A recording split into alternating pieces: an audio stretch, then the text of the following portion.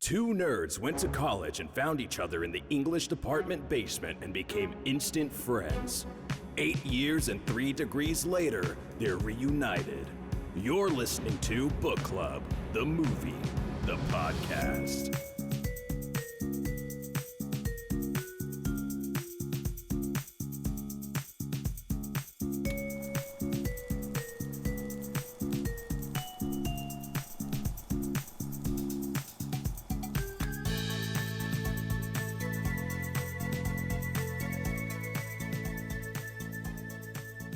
Hello, everyone, and welcome to Book Club, the movie, the podcast, where we read, watch, and discuss books and their film adaptations. I'm your host, Jen. And I'm your other host, Em. We hope you read the book. But if you didn't, here's the summary. Remarkably Bright Creatures, authored by Shelby Van Pelt, takes place in the fictional small Pacific Northwest town of Seoul Bay. 30 years after the disappearance and assumed death of her teenage son, and shortly after the death of her husband, Tova Sullivan finds a job working nights at the local aquarium as an after-hours cleaner. It is at this job that she forms a friendship with an aging giant Pacific octopus named Marcellus, and later a young man named Cameron. Marcellus uses his intellect and keen eye to lead Tova closer to the truth of her son's death and the true nature of her relationship to Cameron. So, Em, have you ever had like a weird, deep connection with a wild animal? I know I haven't, but have you? So, I really wanted to. I tried very hard to make this happen as a child. There was once a baby deer he was a big baby deer, but still a baby deer that me and my dad and a couple of my siblings found out by the lake where we lived, and I was like, cool, we're gonna take this home and we're gonna raise it, and he's gonna change my life, this baby deer. Unfortunately, I do not live in a book, so it didn't work. We really only had him for the afternoon, and then one of my dad's friends who raises white-tailed deer was like, you should let him go, so we did. Oh, life was not cute. life was not changed, but I sure tried. Going for like a Bambi thing there. Either Bambi or whatever the one, there was another, The Yearling. That's the book I'm thinking of. Oh, This is a book podcast. I should mention the book. Oh, Bambi's also a book though. Okay. Yeah. So yeah, sure. Bambi or The Yearling, which might have also been made into a movie. I don't know. I think it's a sad movie, yeah. It's a really sad book. Like right up there with Old Yeller, but It's up there. Yeah. But I tried. Did not work. It was just a very short afternoon with me and my baby deer. He was covered in ticks. Ugh.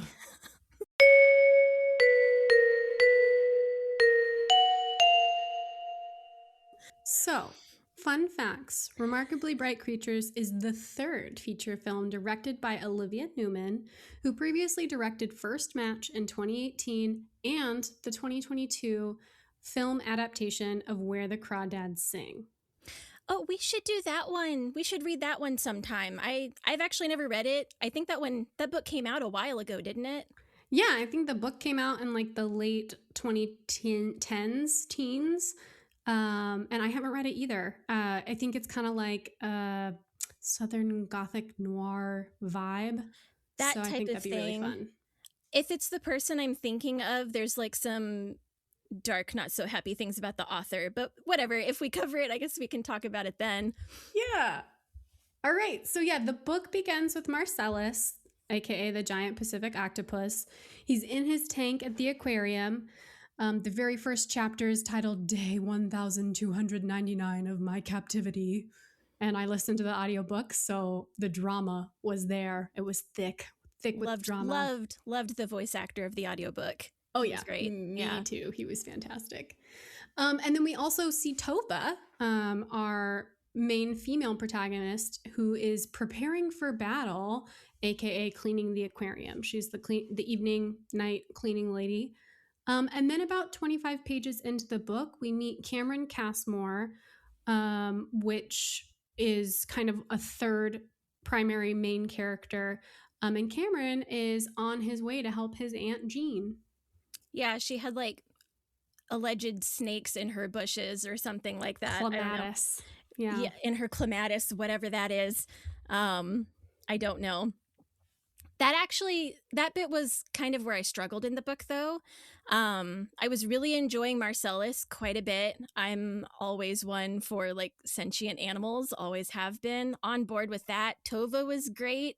Um, but then as I was reading, suddenly there's this Cameron guy, and I wasn't sure why I should care about him or his Aunt Jean, who seemed really kooky at least. There wasn't enough Aunt Jean either.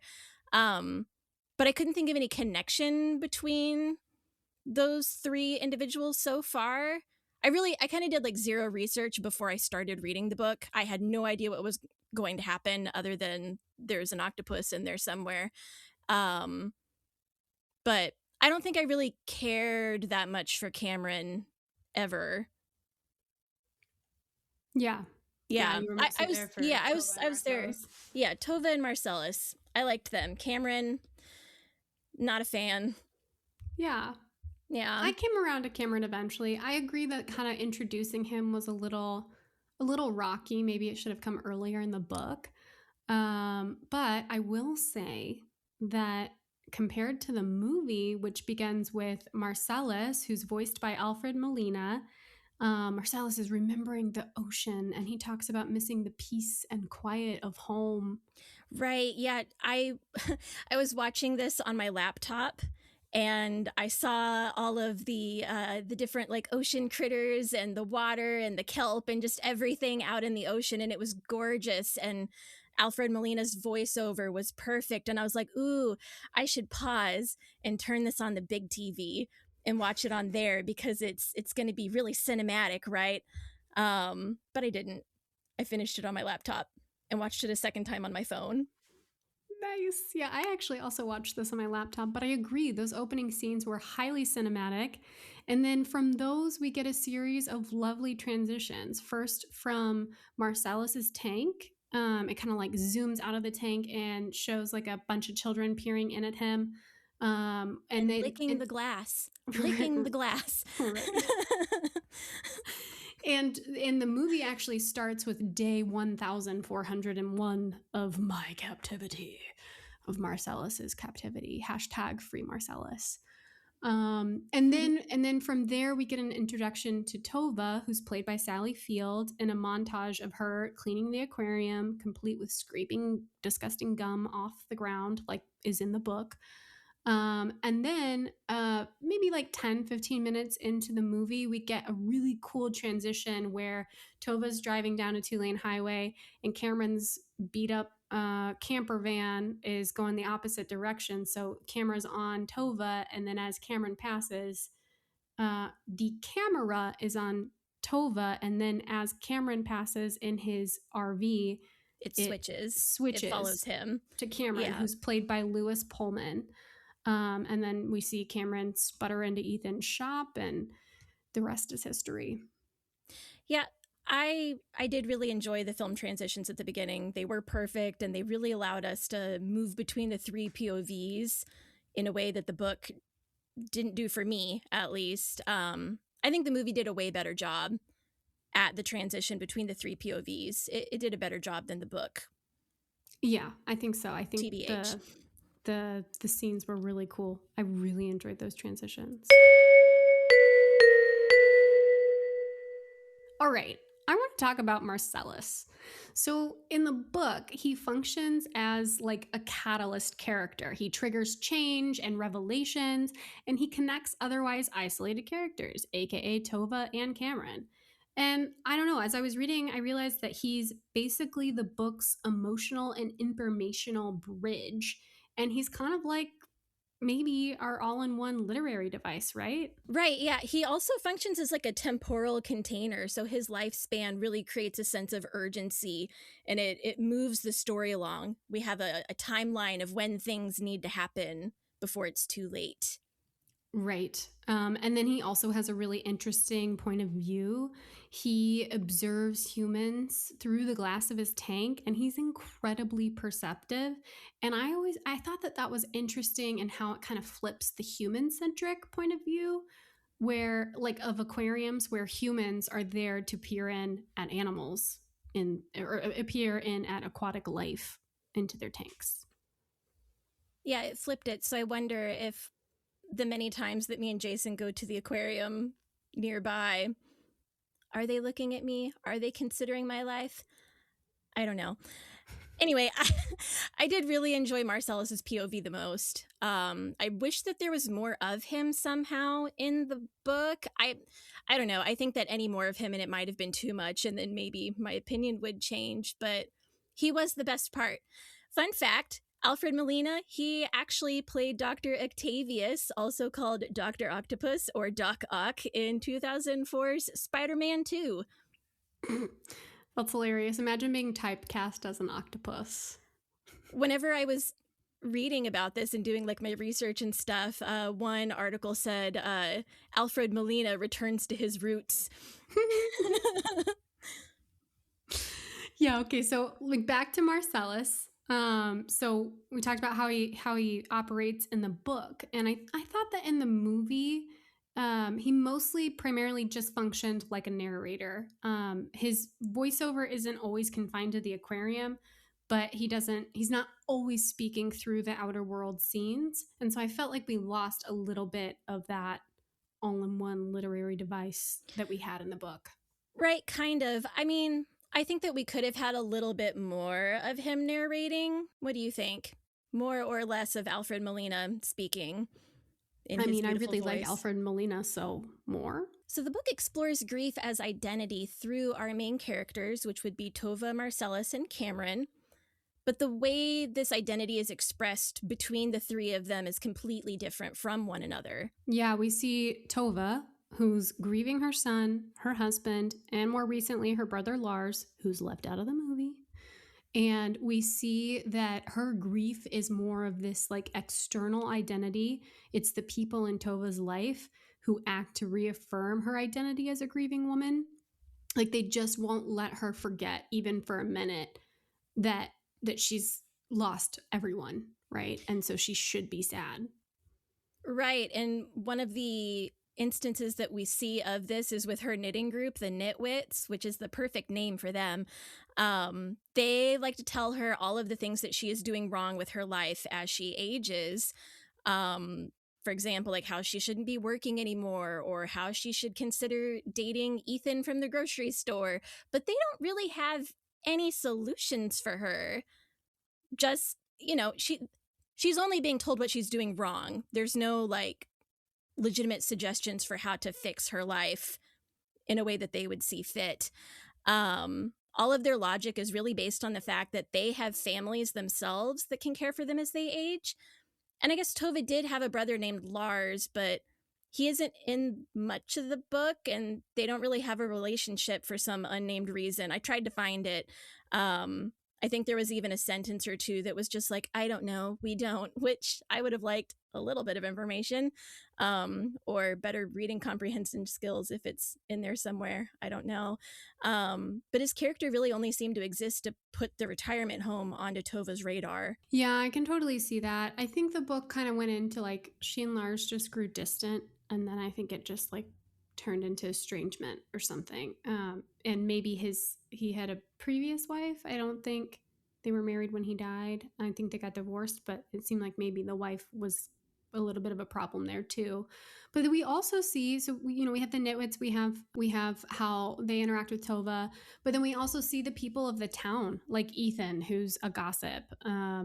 He is, he just is always feeling bad for Tova. And then we even get the realtor, Jessica, who's supposed to be helping Tova sell her house. And in the movie, she has this line. The line is something to the effect of like, you have to like get this professionally clean to remove any traces of past, what word did she use? Tragedies. Yeah. Any past tragedies, like, Tova, you're sad, right? I'm a realtor and we don't have a relationship. Right. Kind of thing. If a realtor ever talked to me like that, I'd drop them and be like, you're not getting my commission. Rude. The movie did show more of Tova's grief, but kind of in a different way. Like we were saying, like whenever she's going through her son's bedroom looking for any sign of who Daphne might be. There are these flashbacks to Eric drowning in the ocean. No like flashback to what got him there, just his body in the ocean, which was pretty traumatic. It's almost like Tova was having a PTSD flashback, even though it was to something that she didn't witness herself. But it added more depth to the pain that she was feeling compared to the book. The movie, I mean, there was no answer at the end either of how he ended up in the water. Just this is what she was imagining. Yeah, I definitely think that was like a grief shock, right? For sure. Your imagination can run wild. Yeah, and then juxtaposed to Tova, we have Cameron, whose identity as a grieving person is kind of more internally enforced rather than externally. Mm-hmm. He's also experiencing grief. You know, his character arrives in town in search of his long lost father, who he believes has abandoned him. And through a string of both bad luck and then a less than stellar work ethic, he finds himself in his pea-stained RV camped out in Ethan's driveway, bumbling through this new temporary life. And he kind of takes every opportunity to remind people that his mother abandoned him and that he doesn't know his father and that he doesn't really have anybody. Then people feel sorry for him. Right. They do feel sorry for him, but the people in his life are also pushing him to better himself. A few of them even mentioned like, hey, you're a smart dude. How about going to college? Which he's not interested in at the beginning of the book, at least. He really struggles to take responsibility for his actions and actually make something of himself. Then we also have Marcellus, and he's grieving his freedom in the ocean, which I think is a little bit easier to like kind of see. He talks about it blatantly. He is still trying to sneak out of his tank at night, and he's resigned himself to dying in the aquarium. Yeah, real quickly, want to respond to Cameron. I think in the book we get people in his life, his friends, the married couple who's expecting a baby, his Aunt Jean. We get those people who are like, hey man, you can do better, you know. In the movie, since we don't see those people and he's not really interacting with them, I think the movie, he doesn't really have anyone except for maybe Tova through their working relationship who's trying to encourage him to like grow up and improve himself and stuff. So quick aside with Tova teaching him things. I think I didn't think that the movie or the book was like particularly funny. It wasn't that kind of story, but the going back and forth in the cleaning montage whenever she's just trying to get him to scrape the gum off the floor, and his response was like, no, this is like a divot. I think it'll be more noticeable if I scrape it up. And she's like, in the time that it has taken you to complain about it, you could have scraped it up by now. That was funny. I enjoyed that. But yeah, no, I agree. She definitely was leading the charge on all of that. We didn't see a lot of the background stuff with him, and also didn't see a lot of the arguments from him in the book for why he is the way that he is that made me like him less. Yeah. Yeah. Sure. And then Marcellus is absolutely grieving his freedom, but in kind of a hilarious, sarcastic way. He's so sassy. So sassy. And obviously that has to be like an internal identity. Like it stems from an internal source because there's, you know, the eels aren't looking at Marcellus and like, yeah, man, you're trapped. You know, the mollusks aren't like, yeah, sucks to be you. It really sucks that they rescued from the ocean. You would have died as a juvenile if they hadn't. Well, I'm sure the mollusks do wish that he hadn't been right. rescued because he kept eating them. Yeah. It's rare to see an older female protagonist in mainstream fiction or movies, and I think that Tova is a really remarkable exception in that way. I personally don't want to raise kids myself like she did. I'm happy with my dogs in my free time, but I still found her really relatable. I'd kind of like to see more old people as main characters, so I have more to look forward to, don't you? Yeah, especially older ladies, right? Because hopefully we'll get to be old ladies someday. And we also have mothers and grandmothers. And at least for me, my grandmother is 93 and still lives at home and would still climb a ladder if we let her, which we don't. So Tova reminds me of the older women who've been examples in my life, right? For how to age in place and age well and how to age and still maintain your independence. I met your grandma at your wedding. She doesn't look 93 or talk or walk like a 93-year-old. Not like you would imagine, at least. Right. I'll tell her you said that. You should. She was cool. She was great. She's the best. I once walked into my grandparents' house and found my grandma just standing on her bathroom counter painting the walls. Not like a crazy person, like they needed to be painted. And it was just like nothing to her. Like it was just such a, well, duh, how else am I going to do it kind of situation. Right. Yeah. Tova hurts her ankle early on in the story, and that kind of serves as a reminder that she is getting older and will at some point have limited mobility. And the nitwits will not stop reminding her that she has nobody to care for her and she needs to be more careful, etc. But I don't know, personally, I would rather die alone in her awesome house than go anywhere else. It is a pretty sweet house, especially in the movie. But yeah, that ankle injury and like how her friends react to it, those things also function as a catalyst for her pursuing a move to Charter Village, which the nitwits then freak out about when they find out she's planning to sell her house. Tova also takes a lot of pride in her work cleaning the aquarium because even though her ankle is busted, she still shows up late at night to either supervise or help out Cameron with his work. So do you think that it's just pride or something else? Like, does she feel a need to serve others, or do you think she's just really depressed and needs to stay busy? I'm not sure if the need to stay busy stems from depression necessarily, but I see it definitely as she needs to keep moving. I mean, early on in the book, we get her like internal monologue thoughts, kind of looking at the sharks and feeling empathy for them because she understands what it means to keep moving or you'll die. So I think she very much wants to keep herself busy. Probably it's like more based in like distraction. Or the need to stay busy. Maybe she just has something to prove to herself and to everyone else. Like, see, I did hurt my ankle, or even before she hurt her ankle, just look, see, I'm still able to scrape gum off the floor and clean this whole aquarium by myself. I can still do it, so I'm fine. The situation is fine.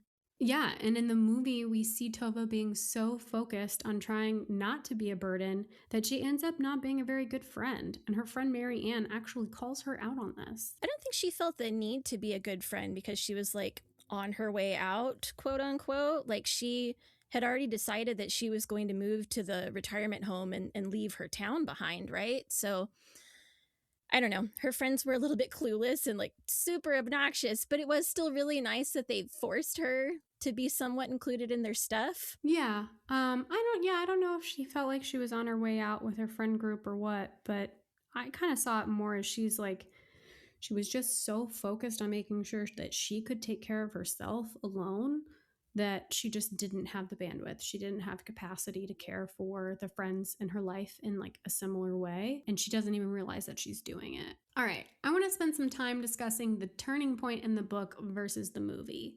So in the chapter titled Day 1329 of My Captivity, aka page 186 in my book, at this point, Marcellus realizes Tova and Cameron are related and makes it his goal to help them realize it too before it's too late.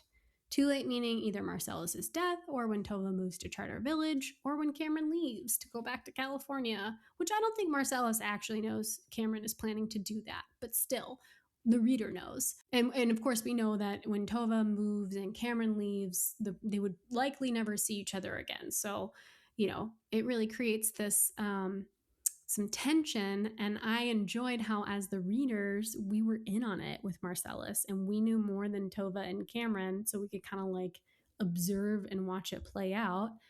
And of course that created a sense of urgency and a lot of tension, but I thought it was well executed. I had the same thought, that we are in on it and we now know that they're related.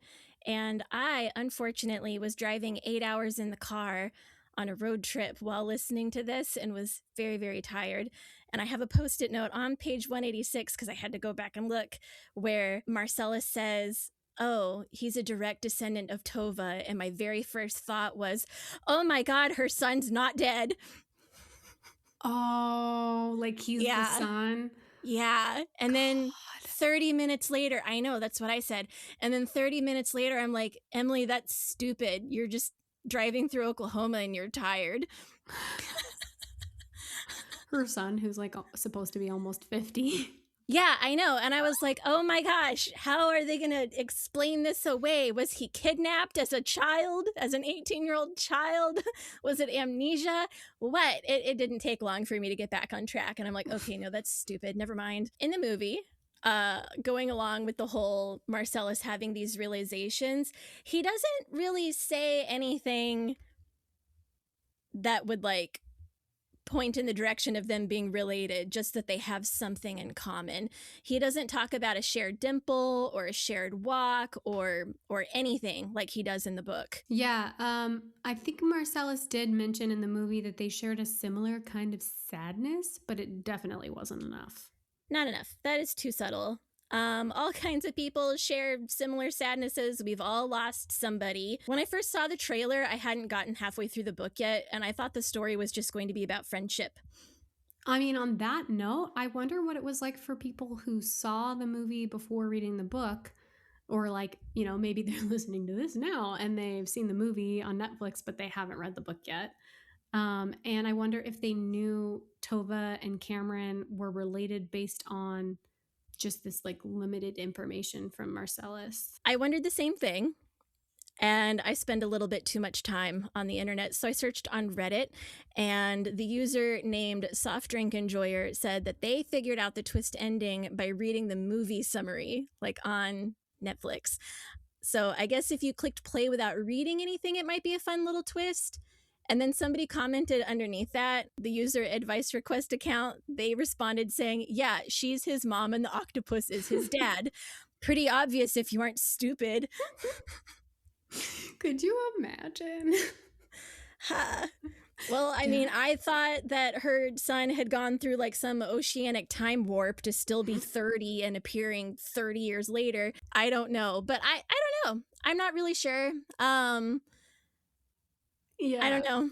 I had no idea, and it was literally like spelled out for me in the book, and I still had a good 30-minute window of being just confused and stuck in a car. Okay, so Marcellus realizing this and telling the reader, right? But not Tova or Cameron yet, 'cause Yeah. they can't actually talk.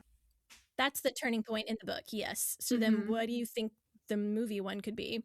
Yeah, I wasn't totally sure, but I do wonder if in the movie the turning point is when Tova learns there was a girl. And that happens about like an hour and 10 minutes into the film. So that feels kind of like we're a little bit past the halfway point. You know, that's where it really gets going. I kind of wonder, because that's thematically close to where Tova would learn in the book. Like if you held the two up to each other like a mirror, that's pretty close to it. And I mean, it was also a super frantic spot in the movie. I already mentioned it once that Tova's imagining Eric fighting for his life in the water. And I mean, that sounds like a collapse of everything that she knew. So that's a real turning point. I think you're right. Okay, so let's talk about Cameron's mother, Daphne, for a second.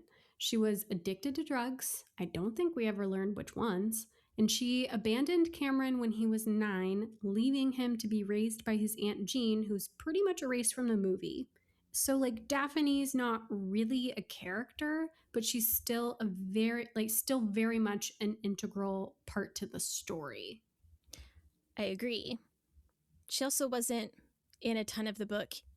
She wasn't in a ton of the book and then really much of the movie either. But anyway, Daphne was at least a name that connected Tova's son to Cameron.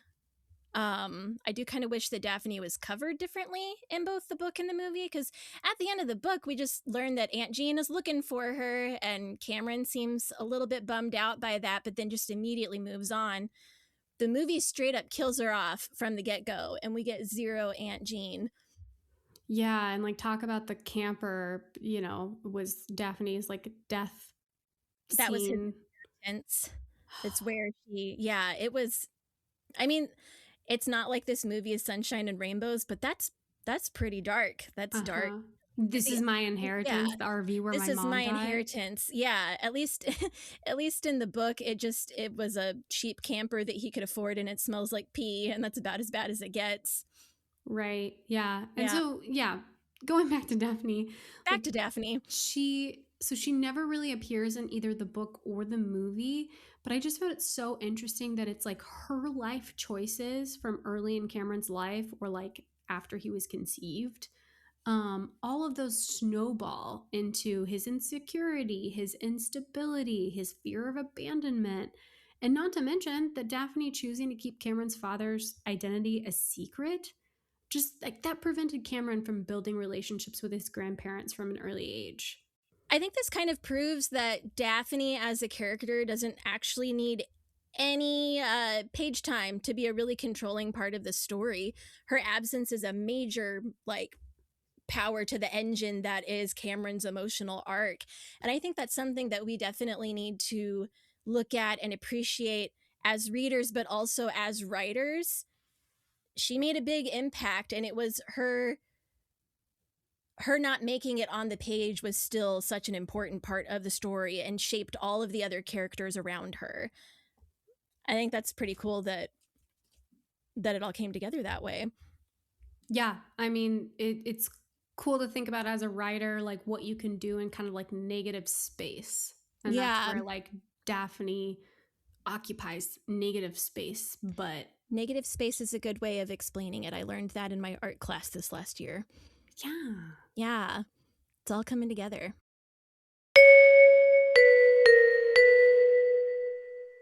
Let's talk about endings. There are some definite spoilers ahead, so keep listening at your own risk. Yeah, I think we've kind of spoiled it from the beginning. We sure did. Lightly. We didn't explain how the ending came to be. Right. Yeah. Okay. So a lot happens at the end of the book. Marcellus is liberated and returned to the sea by Tova. Cameron's identity is revealed to all characters via his father's class ring. We understand Eric's fate a little better after a conversation between Tova and Cameron's sort of girlfriend Avery. And at the very end of the book, we see Tova and Cameron building a real connection as they're gearing up to beat each other in a routine game of Scrabble. But on an emotional level, we get to see Tova decide to actively participate in her life instead of simply enduring it. And I thought that was really beautiful. It was a little bit cheesy, but yeah, it was pretty. It was nice. I guess it was nice. It's not like Tova stopped grieving Eric, though. Nothing like that. She definitely hasn't moved on in some like grand way, but the book does show her integrating her grief into her life a little bit better, despite adding, another loss of Marcellus, but that was going to happen. There was nothing we could do about it. I think Tova feels the loss of Marcellus, but I also think she has some reassurance that he at least went out in the best possible way because she was able to return him to the sea via Mop Bucket. And he was able to live out his final few days in the world that he loved and missed so much. Yeah, and I think the movie wraps up the story in much the same way. It, also maybe a little bit too neat, but at its core, I think we're still sticking to the emotional truth of Tova's journey to being more at peace with her grief and opening herself up to love. Aww.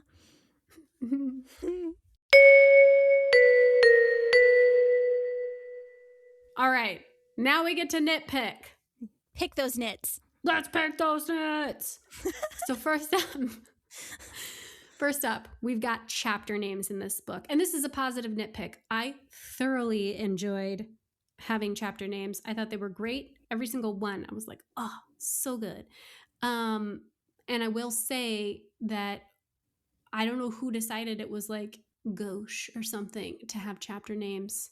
Or maybe people just got lazy and so it's just chapter 1. No. Bring back chapter names.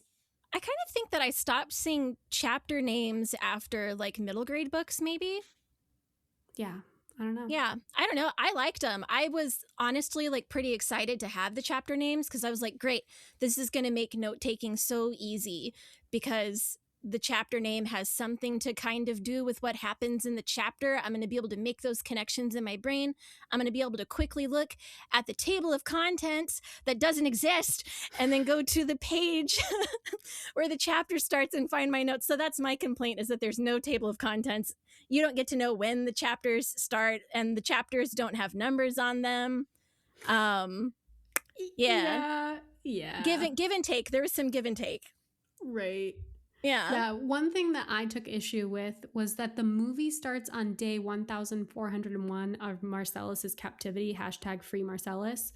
And the final one is day 1431. So the movie only covers 30 days of his life and observation in the tank, etc. And then from the book, we know that giant Pacific octopuses only live for 1,460 days. So the movie really takes the whole storyline to like the very end of his life. And I was like, ugh, what are you guys doing? Right. Yeah. It just couldn't he have had like a good 6 months in the ocean or something, like just a little bit more time to like have some good snacks while he's down there. The book starts with day 1,299, and then his final check-in day is 1,361. So that's 62 days plus an indeterminate amount of days until Tova returns him to the sea, which I don't know. I felt like it was on the same day or maybe the next day. I don't know. Not a ton of time. Like Definitely soon after his last It's check-in. very, very soon after his last check-in, correct. Yeah. So the movie definitely created a much tighter timeline, much smaller time container, but I don't know. What other issues did you see with that? Yeah, I don't know. That much tighter time container that we had in the movie made it harder for me to believe that so much happened between Cameron and Tova in just a month rather than like 2 months. Which I don't think that 2 months was enough time either. I think it needed to be a little bit, I don't know, like 6 months maybe. It just, I don't know. Right. I don't think there was enough time in all of them meeting each other, in a sense, to get to that end. And I guess Right. we also don't know exactly how much time happened before they all met up and we got the Scrabble scene. So maybe that was a little bit of extra time too, now that I think about it. In the book, kind of like the montage at the end, it's like fall. Yeah. Like it's like Okay. Thanksgiving. So Okay. Yeah, I remember Thanksgiving came up. Like 2, Yeah. 3 months at least have passed since kind of like late August when Tova and Cameron realized their relation to one another. So Not enough time. the montage at the don't end, know. I think, makes sense. But I guess. Yeah. But I will say with Marcellus being returned to the sea at about like 1,360 days, then he gets like 100 days in the ocean until the end of his lifespan. Maybe more, maybe less if he got eaten by something. Maybe less if he got eaten by a wolf eel. Yeah. One other really small thing. The movie erased Spokane from the story. How dare they? Right. Marianne, who's one of the nitwits, like she's moving in with her daughter Laura. And in the book, Laura lives in Spokane. Cool. Great. We love it. We love to see Spokane represented. But the movie changed it to Portland. Why? They had to keep it weird. Ugh. In both the movie and the book, Cameron kind of came across as a great big man child who would steal from his grandmother. That was just my immediate feelings of it. Like, I know that he went through a lot in his life. I don't want to downplay that at all. We've all been through something, but I did not trust him. Especially because his whole goal for a lot of the book was just to shake down some money from a guy who may or may not be his dad, in unpaid child support, like 18 years worth of unpaid child support. His goals had nothing to do with his music. He didn't care for a relationship with anybody. He just needed to get some money. And I think I had 2 different Post-it notes in my copy that just said, "I hate this man," in all caps. Yeah, I didn't like him that much either. And I definitely hated how little responsibility he took for his actions and just like how emotionally immature he was for most of the book. Like he's Most of the book. 31 for crying out loud. But like we kind of already talked about, I did come around to him by the end of the book because I kind of saw him mature just a little bit and kind of came around to that. One of my last major nitpicks is I really didn't like how the movie made Tova and Eric fight before he disappeared/died. I think it added a lot of guilt to her grief in a way that just doesn't feel true to the story from the book. I kind of agree. Yeah, Eric and Tova fight in the movie, but there's still the really sweet moment where Eric is like secretly fixing the Dala horse that he broke. I think in the movie we see him like secretly working in his room while she's like hollering at him from the other side of the door, and in the book she doesn't find out about it until they look under a floorboard and then find, oh, the Dala horse that was missing, Eric must have been fixing it. That's sweet. So he was still like sweet and everything, but 18-year-olds kind of suck. They're fighting before his death, definitely different from the book, but it felt realistic to me in the movie. So I wonder if in the book Tova was maybe remembering their relationship as a little bit more perfect and sweet than it was in reality. I don't know. Did they ever fight in the book? I don't remember. I don't think they did. I don't think they ever fought in the book. Nothing's sticking out to me. And of course, he's 18, he's a teenager, he's gonna do dumb stuff that irritates his mom or whatever, and they're gonna get into tiffs. But like, that's very different from like, we had a major fight right before you disappeared. This is going to weigh on my conscience for the rest of my days, which is kind of what the movie made it seem like. That wasn't in the book. I don't know. Grief can be really complex, especially when you add guilt to it. Right. And I kind of think that that's just an issue that Hollywood does, where they know that in the script something really awful needs to happen, and I guess her only child dying wasn't sad enough, so they just had to pile on. I did not like the book ending. Mostly how Cameron's attitude was kind of magically fixed through him finding his grandmother. Like, suddenly he was able to hold down a job and had plans on going to school for engineering. And that was all it took was a grandma, or I don't know, maybe it was just the knowledge that his father didn't abandon him after all. And that was enough to kind of jumpstart his adulthood. For me, just wrapped up a little bit too nicely, which makes no sense because I'm an overly sentimental person. This opinion, dumb. But it was just really saccharine and like sicky sweet and just not really for me. But I honestly also don't know how else it could have ended, right? We don't have a whole lot of happy endings like this in movies or books. Yeah, I do agree. It was a little neat and tidy. But at the same time, I think the ending still succeeds because the story isn't about like the mystery of Eric's death or the mystery of Cameron's identity, but it's more about the relationships between our main characters, like especially Tova and Marcellus. And we do get a really satisfying kind of like conclusion to those relationships that feels like emotionally true. I guess. It's just not for me personally.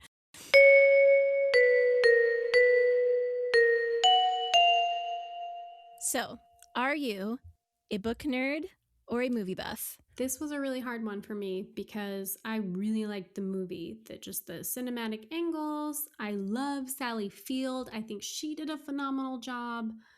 I read her memoir last year, which broke my goddamn heart. But at the end of the day, this was the second time I read through the book and I still really loved it. And it's like, I might read it again. And I don't really reread stuff because time is a finite resource for this lady. So I think I'm gonna have to go book. What about you, Em? Okay, so I also really love Sally Field. I'm almost done reading her memoir, really liking that quite a bit.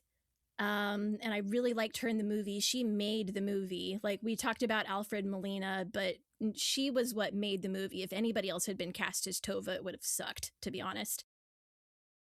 I have to go with movie, though, because I was unfortunately really bored with this book. I know. I saw your eyeballs widen. I know. I was so bored, which shocked me because the very first chapter is Marcellus. And I'm like, hell yeah, talking octopus. Let's do this. And then I just got bored. I don't know. Oh, man. I think I don't know. It's either like a... shooketh. Are you? I don't know. It's just not for me. Wow, we're split. That doesn't happen very often. No, it doesn't. Well, because we've picked some real duds one way or the other in the past. Speaking of what we've read in the past, what are we reading next month? So it's not a dud. I'm halfway through it already, and I'm really enjoying it. Make sure to join us next month on Thursday, June 18th, when we discuss identity, performance, race, repression, and social tension with Passing by Nella Larson. We are going to do a whole bunch of research. It's going to be a great episode. I'm excited to finish the book. Thank you for listening to Book Club, The movie, the podcast. Watch for new episodes out the third Thursday of each month. You can find us on Apple Podcasts or wherever you listen. Follow us on Instagram and TikTok at Book Club the Movie. You can also find us on Patreon, Facebook, or on our website, bookclubthemovie.com. This podcast was created and produced by Jen Moyer and M. Lord. Our music and mixing is by Jason Lord of Studio Topaz. Voice acted by Ethan Gallardo. And we just want to give a big thank you to our friends and family for your love and support. And thank you, dear listener, for joining our book club. See you next time, nerds. And buffs. Bye.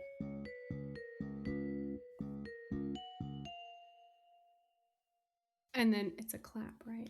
Yeah, literally just like that should work. Or you can say bumper. We can try both because I don't know how well it's going to work, but that's just what other people have done. So.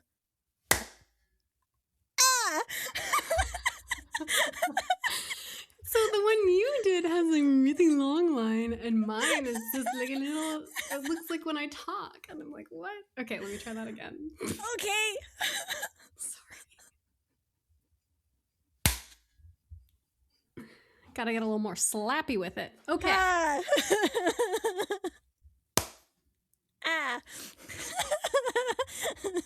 That one had a really long line. Okay. Good. I think it'll work. Great. Do you have any guesses of what our stupid post-credit thing is going to be? Disney clapping. Oh, God. Okay, I'm going to do another one. No. It's okay. Yeah, fine. To mark this. Okay, yeah, okay. Let me take off my headphone. Hold on. Okay, go.